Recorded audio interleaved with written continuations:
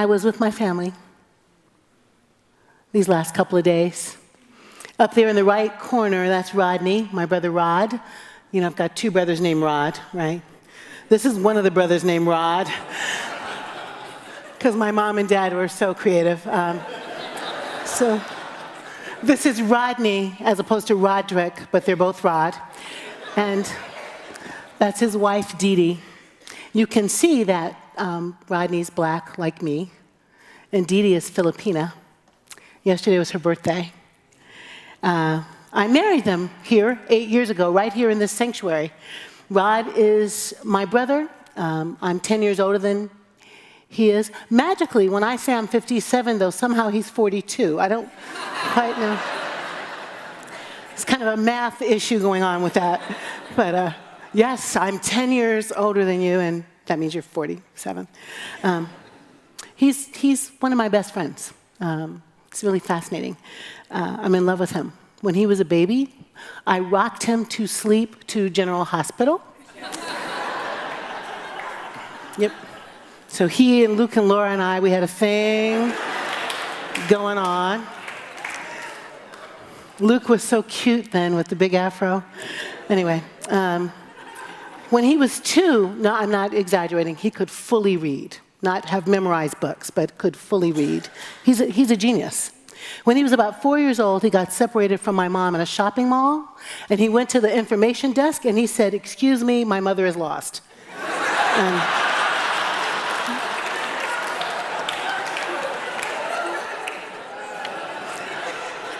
My name is Rodney Lewis. I live in 9842 South Winston. My phone number is blah, blah, blah, blah, and my mother's lost. Please announce it on the intercom. And let's find her. They found Mom. She was like, Rodney. He's like, what? No biggie. He skipped 2 grades. He went to University of Illinois on a scholarship for poetry or something, and then he walked on to the basketball team. He's a law review partner in his law firm, and he's brilliant. An amazing man, an amazing, handsome black man who lives in Chicago. When he and my brothers were teens, my mom and dad drove them to school to protect them from the gangs. Now, my mom is now 79, Rodney's, 42 or 47, depending on what day it is. And she can't drive him around anymore, but she worries about him. Because even though he's brilliant and amazing, and even though he's a law review lawyer, and even though he's a partner in his firm, he's a black man driving around in Chicago. In Chicago, where the murder rate is higher than New York plus LA put together. That's about crazy A-15 rifles, assault rifles on the streets, and gang initiations, and just mad crazy violence. But she's also afraid that due to something, a taillight out, driving too fast in the wrong neighborhood, he might also get stopped by the cops, and he might forget the lessons she taught him when he was little about getting his hands up and putting them out and not reaching for stuff. You know what I'm talking about. That's Rio in the middle, and RJ on the right, and Jordan on the left. Jordan is 24, Rio is 4, RJ is 7.5, and the half matters when you're 7.5. So we were all with these ugly t-shirts on at the family reunion.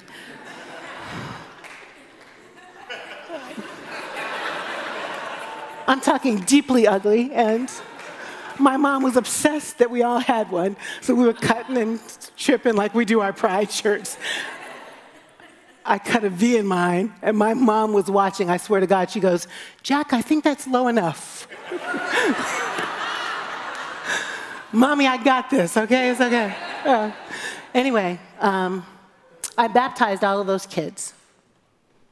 The 24-year-old, the 7.5-year-old, the 4-year-old. Rio is at 4, curious, magical, tossing a baseball with her brother outside on the front lawn of my mom's house. The ball rolls away. She runs in the grass to get it. She stops what she's doing, kneels down, picks up a dandelion with the white fluffy stuff, and blows it away. While RJ's going, "Rio, come on, you're distracted."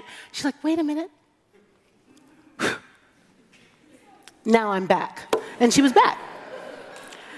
The reunion happened at a park, at a zoo, Lincoln Park Zoo. Rio says, I have never, not ever been to Lincoln Park Zoo. Can we go and can we see a leopard? A leopard. And so we saw a leopard, because you have to once you've been commanded to see a leopard. Now, this story might embarrass you, won't embarrass me, because you know how I am. We had a potty moment yesterday together, which is what you do with your little niece at a park, right? And so we were in the thing, and up close and personal, and she's done her business, and it's my turn, and I whip off my traditional 18 wads of paper. Something happened to me when I was a child, so I need lots of paper. And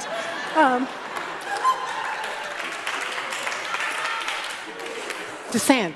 So I whip it off, and she says, whoa, that's a lot of paper. When you use too much paper, you can plug up the toilet. And if you plug up the toilet, all the dirty will come out and go on the floor. You should take 2. Fold it up, wipe, flush, and wash your hands. 4-year-old lecturing. Something, environmental concerns, wasting paper, I don't know. She is loved by her aunties, her uncles, her grandmothers, her grandfathers. They are black, white, Latino, Filipino. It's a little multiculti family we have. My dad doesn't really know what happened. He's a Mississippi black man.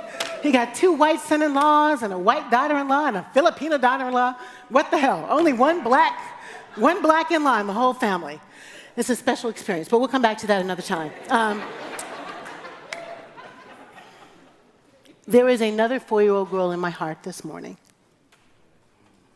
This is Diana on the right. Diana goes by Day Day.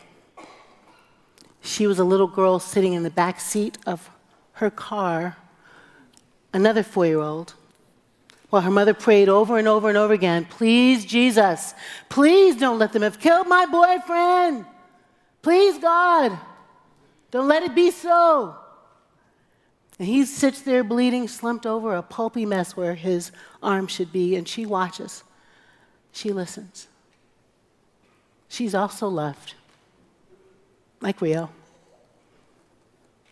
by the guy that was kind of like a daddy to her, and her mom, and some aunties, and some cousins, and had just had a beautiful 4th of July running on the grass. Now she's listening and watching as her mother makes a film, as an officer points the gun in the car, as the father who's kind of raising her is shot and bleeding. And mommy's told to get out of the car, and they tell mommy to stand over there, and little Day Day is like trying to get her mother's purse, and the officer says, don't, be still. She's terrified. Can you imagine how she must feel? When the cop gets distracted, she gets to her mother's phone, she gives it to her mother now, the one so composed enough to record all of this stuff calmly, maybe saving their lives. She's losing it now. She's beginning to howl that howl we howl when we cannot believe what's happening. And this baby says, it's okay, Mommy. It's okay, Mommy. I am right here with you. So her daddy is dead, and I'm thinking maybe her childhood is dead too.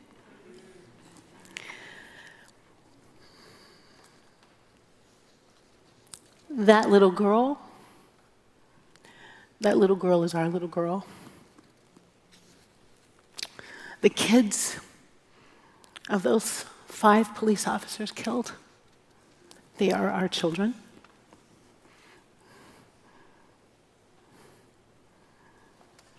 The man slammed against a car, wrestled to the ground, face smashed on the asphalt. Alton, his kids are our kids. His mom crying is our mom crying. They're dead. Those dead people are dead, and when they're dead, we're dead too. We are dead because we are them. It is our blood oozing out onto the sidewalk. It is our blood crying from the ground. It is our breath that can hardly be caught. And we are caught. We are caught in some kind of war, aren't we? Some kind of battle that begins with a suspicion that President Jefferson has that the kidnapped Africans working on his plantation are somehow less than the white people. And he writes it in a treatise and sends it to Paris to increase tourism. And it begins some kind of pseudo-race science that is eugenics, that says Caucasoid skulls, some gypsy skull found in the Caucasus Mountains is the preferred size head, and there we go. Caucasoids, not mongroids, negroids. And it's on. Amen?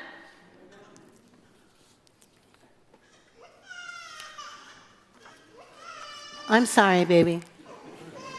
Why is she screaming, Daddy? It's our dead bodies asking from the ground, how long before we stop? How long? How long before a country built on the backs of indigenous people and captured African people and Chinese people, land stolen from Latino people? Ain't nobody left out of this conversation. How long? Before the hatred that we know we were not born with, that we've learned. How long before the hatred stops killing us all? Hatred condoned by broken theology, like the curse of Cain, who kills his brother Abel and somehow gets a black mark. You guys know this is in the Bible. A stain, a mark, a curse that somehow makes Christian missionaries teach black folks that they are by definition, by God's design, less than the white people. How long before the bad theology in which Ham, Noah's son, is somehow cursed to be a servant, and Christians, Muslims, and Jews think that that means that servitude is inherited and designed by the Holy One? It's a hot mess. And I'm thinking we need to go back in time in order to fix it. And so my friend Ari recites for us the Shema, which is the cornerstone of the law. Hear, O Israel, the Lord our God is one. When Jesus is teaching his disciples, and I'm going to call him Yeshua these days, because I think Jesus is like a Greek, Euro-created myth that's been co-opted to bless racism as well. Can I say that? Let's just call him Yeshua for our purposes today. The rabbi, Yeshua, the kid that was Joseph's kid, who was a carpenter, who was not really actually trying to start a new religion, was trying to reform his own. And trying to say, let's break this down and make it bite-sized and pocket-sized and quotable and tweetable. Yay, even then. Maybe they had like little tablets and big tablets. And if you're going to write it on a little tablet, you can't write 613, because that takes up too much space. You need and they're heavy. So let's get it small. So Yeshua says, here's the law. Love God with everything you have and love your neighbor as yourself. And so it was at Shavuot. I never say it that right. Is that kind of it? Close enough? Don't fix me over there. Say it for me. Shavuot. Shavuot? Shavuot. See? You say Shavuot? No. It was at the giving of the law. It was at the giving of the law when all of those folks that I made Joey read their names this morning, so I didn't have to, all of those people from diverse places, they were from very diverse places. They were from Libya, they were from Cyrene, they were from Mesopotamia, they were from Mede, they were like all the known world's diversity gathered in Jerusalem to commemorate that God had given the law. And so the thing we call the birthday of the church, the Spirit comes down and they all hear the good news of God's deeds of power in their own language, that thing didn't happen in an all-white space or an all-black space or all Latino space or a Korean church. It happened with a great big pot of diversity all gathered in the same place to do the same thing, which was to thank their God. Does that sound familiar?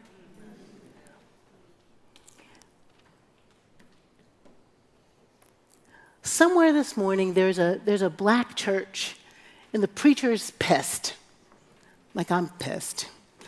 But the preacher's saying some kind of like, hey, this white people thing is a big problem, you know? And that it is, right? But the preacher's kind of polemic and argumentative, and they don't care about us, the preacher's saying. And somewhere in a white church, the preacher's saying, some white church, the preacher is saying, you know, he had been stopped 42 times. Or he did have a criminal record, and maybe if they would just mind the police, nobody would shoot him. Somebody is saying that. And in some, Korean church, they're like, oh, we're praying, but they're not really like in it, because it doesn't really matter to them, they think. And in some Latino church, they're saying, oh, Madre de Dios, this is really terrible. But they don't really feel like they're in the conversation because the stuff in racial America is black and white, and they don't care. Listen, look at you, middle. You complicated, mixed up band of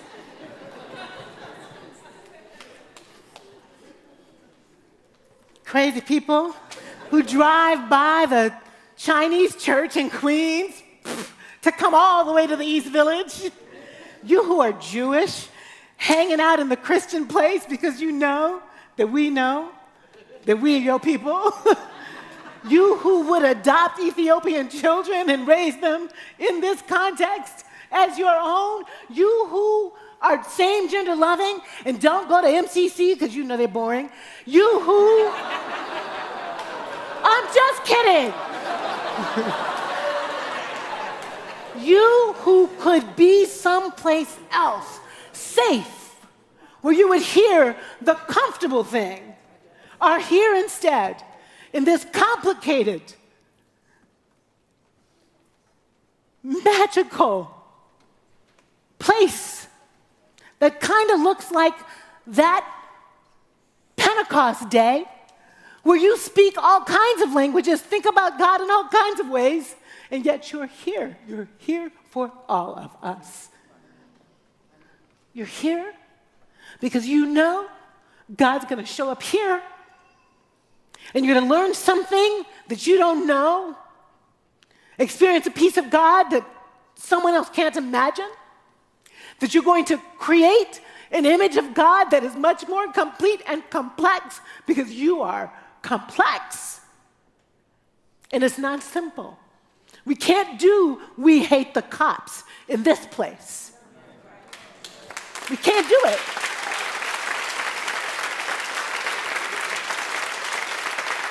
We can't do it because Joey is our brother and because my cousin is a cop in Chicago and your nephew is and your auntie is. You know what I'm saying? We can't do white people are the devil in this place.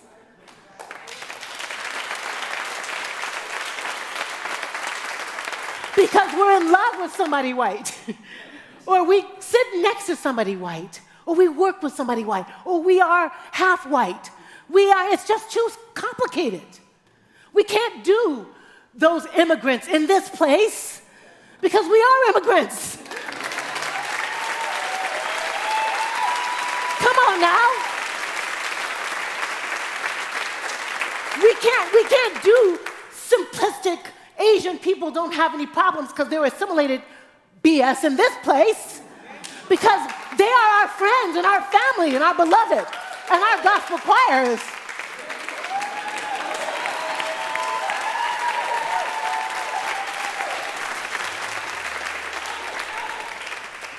So look, in some congregations this morning, it's simple. In this context, it is not. And we have work to do. We who are called to this have special work to do. One, do not buy in to simple polarities. It's beneath us. We got to get with the both and. We have got to get jiggy with how to manage the both and. We are both led by a black, straight, dreadlock-wearing woman, married to a white, fine,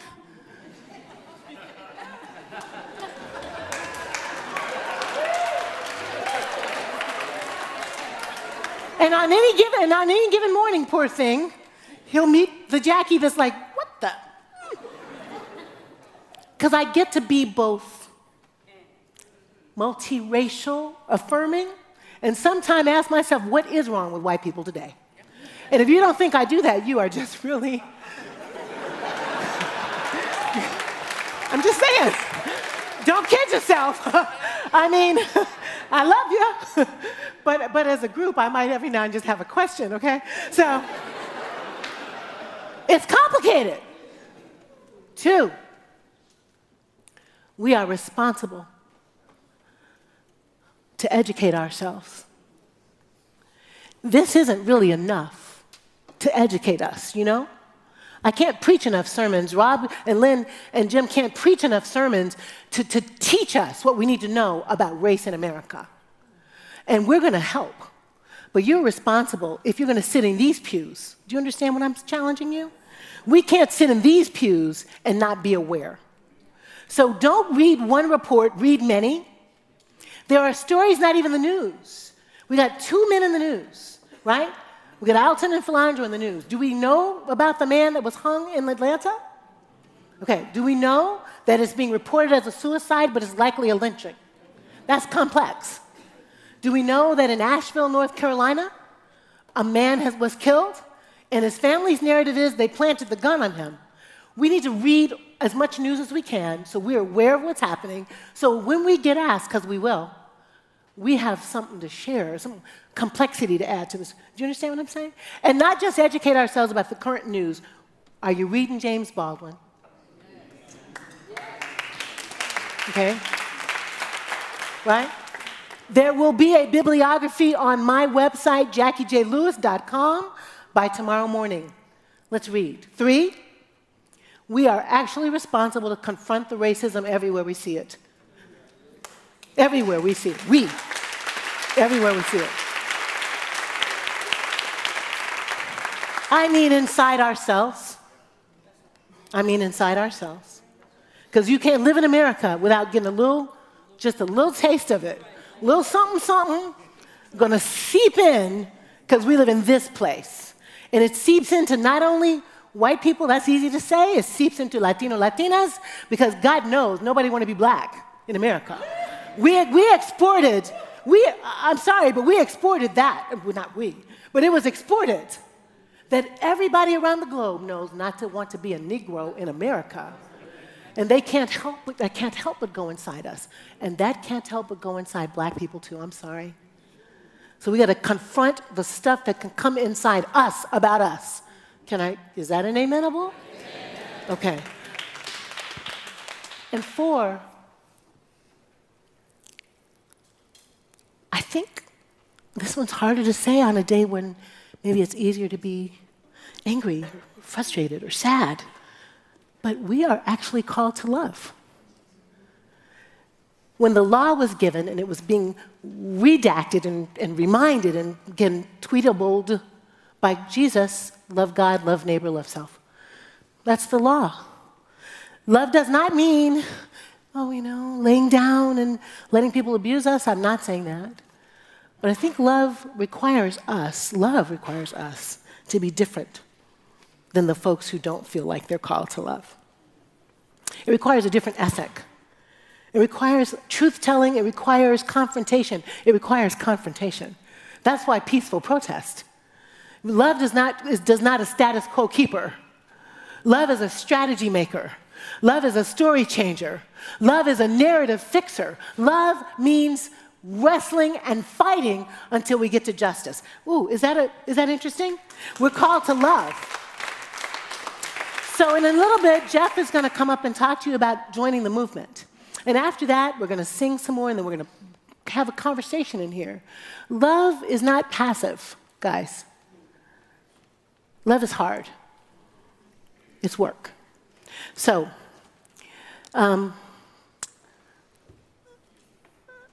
Rodney is my baby, even though he's 42. These are my babies. This is my baby. Lake is my baby. Soraya, John Luke, you are my baby. I flew home to be with you because I'm not going to let, not on my watch, the racism in our culture mess us up. And I need your help. Will you help me?